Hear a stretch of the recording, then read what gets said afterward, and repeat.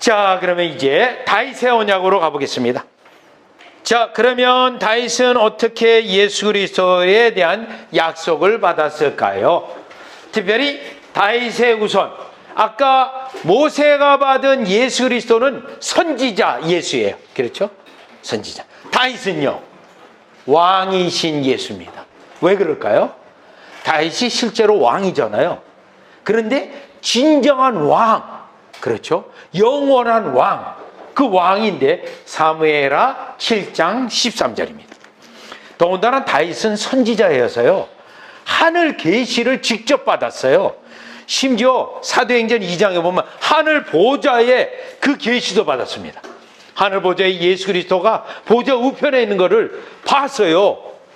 다윗은 사도행전 2장에서 증거하는데 사무엘하 7장 13절입니다.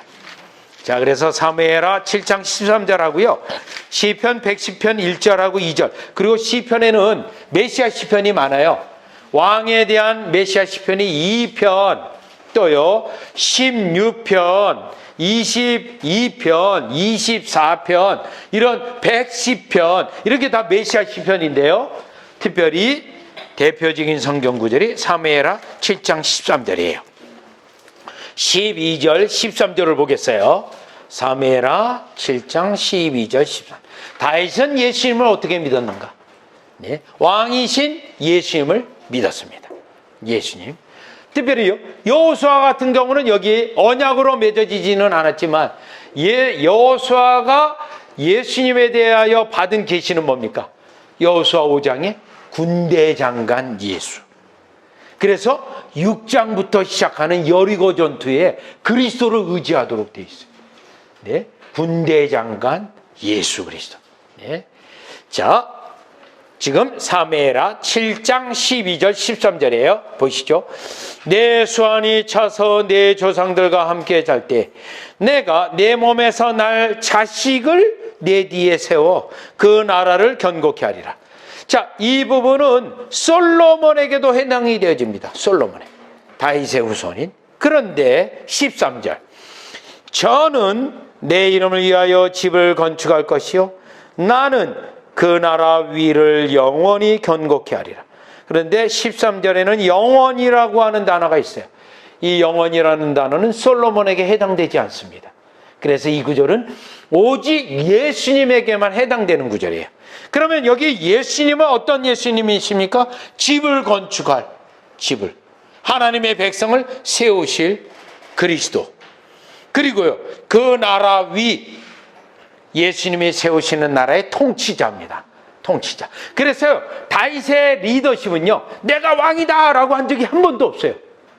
나의 진정한 왕은 하나님이기 때문에 나는 그의 신하로 그 왕권, 하나님의 왕권을 높이는 것에서 나온 리더십이에요. 내가 왕이기 때문에 하고 한 적이 한 번도 없어요. 그래서 왜 그러냐면 다윗은 특별히 이 왕이신 그리스도에 대한 계시를 받았기 때문에 자기가 왕이라고 할 수가 없었어요. 그래서 왕의 명령을 받는 그 종으로 자신을 여기고 이 왕의 노래했던 자죠. 그래서 다윗이 바라본 예수님은요, 이와 같이 나라를 주관하시고 통치하시는 그리스도입니다. 그거가 더 명확한 예언이 시편 110편 1절 2절에 하나님 보좌 우편에서요. 자, 이 하나님 보좌 우편의 이 예언은 사도행전 2장에 이제 말하고 있는데, 사도행전 2장 가보겠습니다. 그러니 다윗이 여러분 받은 예수님에 대한 계시는 너무나도 분명해요. 그러니 예수님을 의지해야 되는 겁니다. 사도행전 2장에 가보시면, 사도행전 2장 30절이에요. 30절. 2장 30절. 그는 선지자라, 다윗이에요. 하나님이 이미 맹세하사 그 자손 중에서 한 사람을 그 위에 앉게 하리라 하심을 알고, 좀 아까 그 예언이죠. 알고, 그 다음에 34절이요.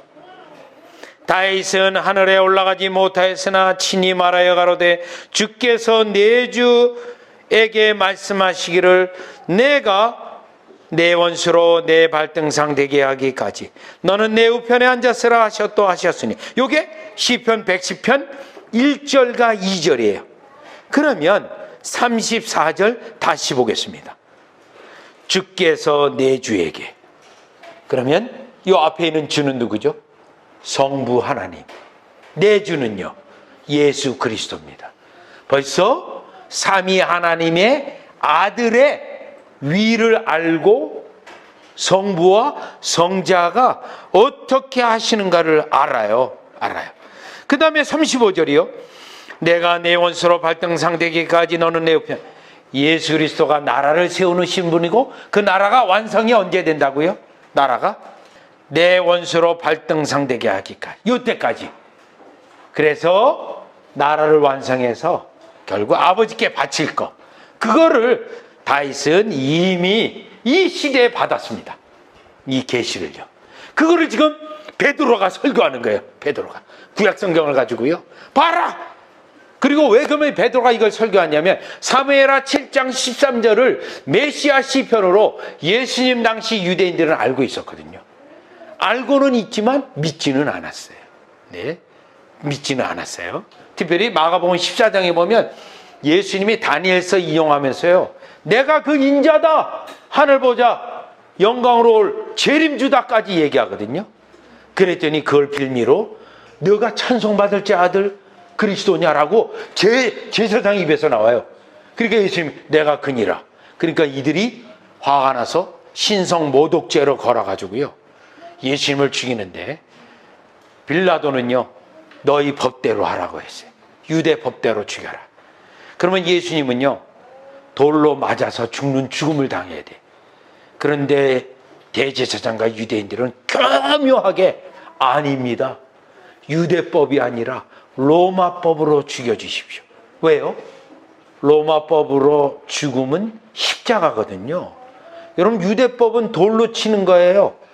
빌라도는 유대법대로 하라 그랬어요. 대제사장은 로마법대로 해달라 그랬어요. 왜요? 로마법대로 하게 되면 신명기에 있는 나무에 달린 자마다 다 저주받은 자라는 것이, 그 말씀이 예수님에게 해당된다는 것을 증명하기 위해서 로마법대로 죽여달라고 한 거거든요. 이거를 베드로가 이 음모를 드러냅니다. 지금 사도행전 2장 23절이에요. 23절. 그렇게 유대인들이 정치적으로 교묘하고 아주 간교합니다. 예수님을 죽일 때도요. 23절. 그가 하나님의 정하신 뜻과 미리 하신 대로 내어준 바 되었거늘 너희가 법 없는 자들의 손을 빌어. 요거예요. 로마법을 말합니다. 로마법을. 네. 그만큼 정치적으로 몰아가서 예수님을 죽였습니다. 왜요? 저주받은 자라는 것을 의도적으로 증명하기 위해서, 예수 운동을 아예 말살하기 위해서 이걸 베드로가 지금 드러내는 겁니다. 그러니까 얼마나 이 설교를 듣는 자들이 두려워요. 무서워요. 네.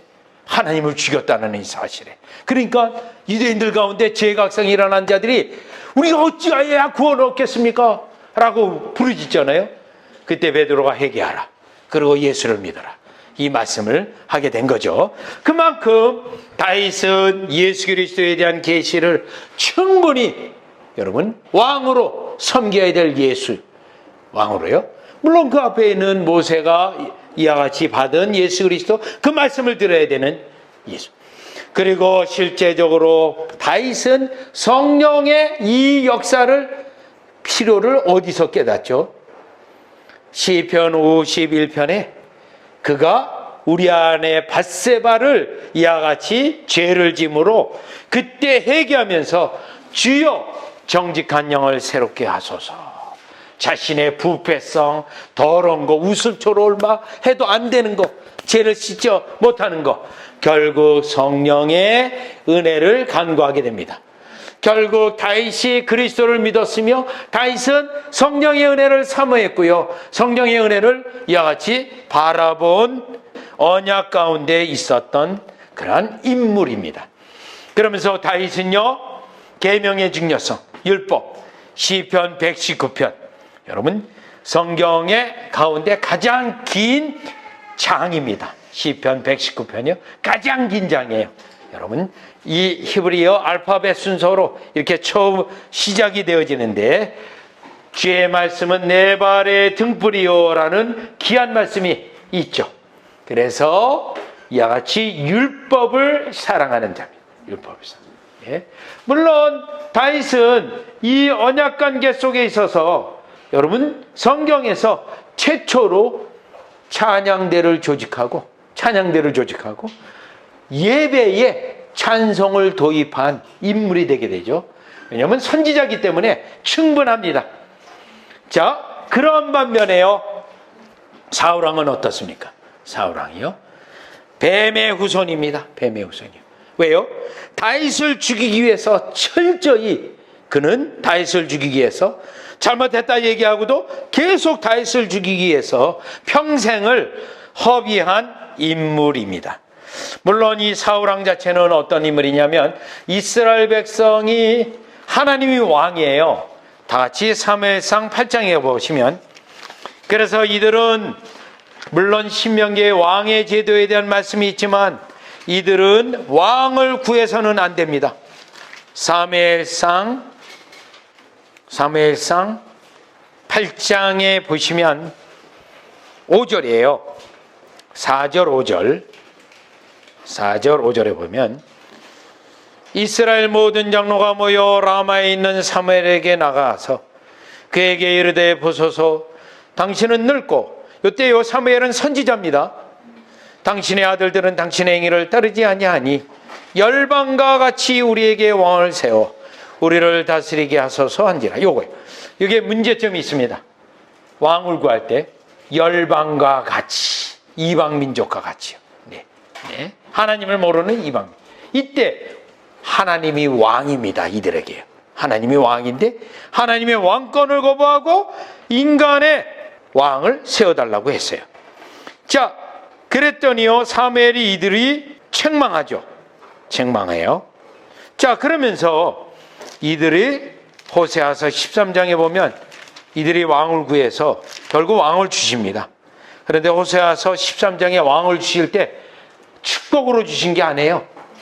심판하기 위해서 주십니다. 왕을요. 그리고 그 왕 자체가 하나님을 배교하는 자이기 때문에요, 결국 왕 자체가 비극적인 죽음으로 종말을 맞이하고 그 왕이 다윗을 핍박하는 왕의 기능을 합니다. 그때 이 왕을 구한 거에 대하여 사무엘상 12장 17절이에요. 사무엘상 12장 17절 보시면, 자, 사무엘상 12장 17절입니다. 오늘은 밀베는 때가 아니냐, 내가 여호와께 아뢰리니 여호와께서 우리와 비를 보내사 너희가 왕을 구한 일 곧 여호와의 목전에 범한 죄악이 큼을 너희로 밝히 알게 하시리라. 이에 사무엘이 여호와께 아뢰매 여호와께서 그날에 우리와 비를 보내시니 모든 백성이 여호와와 사무엘을 크게 두려워하냐. 무슨 일이죠? 뭐 비 오는 거 이상한 일 아니잖아요. 그런데 시기가 언급되어 있어요. 밀베는 때예요. 이 밀베는 때는 비가 안 오는 때입니다. 그런데 사무엘이 기도하니까 어마어마한 비가 쏟아진 거예요. 우레와. 그러니 얼마나 무서웠겠어요, 이스라엘 백성들이. 그러면서 막 살려달라고, 잘못했다고 사무엘에게 그들이 막 외치는 겁니다. 외치는 거예요. 그래서 이 사울왕의 기능은, 여러분, 사울왕의 기능은 하나님의 왕권을 부정한 그들이 왕을 구했던 그들에 대한 하나님의 심판의 기능이고요. 다윗에게는 마귀의 역사로 다윗에게는 연단의 기회가 됩니다. 연단의 기회. 하나님만 신뢰하는 이와 같이 왕으로 세워지는 것에 사울왕의 기능이 다윗에게는 연단의 기능을 했습니다.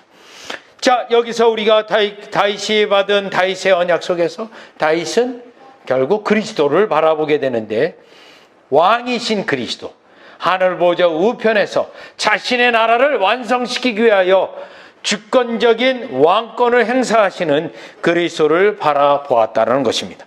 더군다나 이 다윗이 받은 그리스도는 본인이 왕이기 때문에 더욱더 절실한 거죠. 진정한 왕의 신하로서. 그래서 이 다윗의 왕권은 진정한 왕이신 그리스도에게 순종할 때 그 왕권이 그 기능을 하게 되고, 순종하지 않을 때 여러분 어때요? 아들의 반란이 일어나고 결국 쫓겨나서 피난민 도망가는 신세가 되어지고, 회개함으로 다시 주님이 그 왕권을 우리 주님이 완전히 버리지 않아요. 아까 사무엘하 7장 12절에 있는 약속 때문에 잠시 거두기는 했지만 회개하고 다시 주님 앞에 은혜를 구했을 때 갱신해서 그 왕권을 주셨던 겁니다. 그래서 이 다윗은 누구보다도 왕이신 그리스도, 하늘 보좌에서 통치하시는 그리스도를 바라볼 수밖에 없었다는 것이 다윗의 언약에서 다윗은 과연 어떻게 예수 그리스도를 믿었는가, 바라보았는가를 우리가 확인할 수 있습니다.